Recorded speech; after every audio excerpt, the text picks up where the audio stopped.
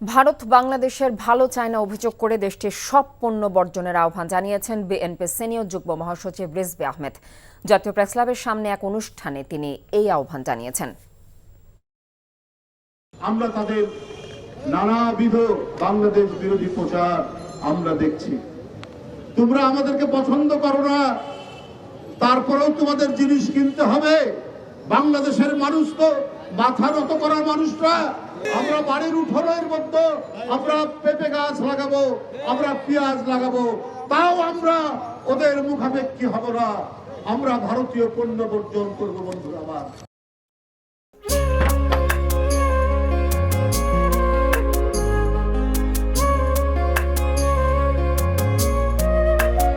এটা আমাদের ঘর, আমরা দুজন মিলে সবকিছু গোছাবো।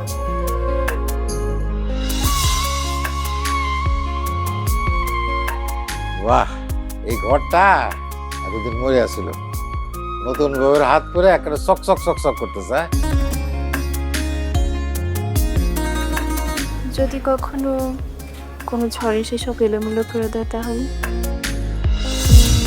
আরে তুমি আসছো, তোমার বউয়ের হাতে রান্না খুবই চমৎকার। এলাকাটা ভালো না, একটু সবকিছু চোখে চোখে রাখেন। আমার খাওয়ানিও তোমার কোনো চিন্তা করতে হবে না। এই যে চুড়ি দিয়েছে, শাড়ি দিয়েছে না যেগুলো, তার কাছে চল চল চল, শোনো শোনো। পৃথিবীতে মানুষের মানুষের সম্পর্কের বড় সমস্যা কি জানো? ভুল বোঝাবুঝি।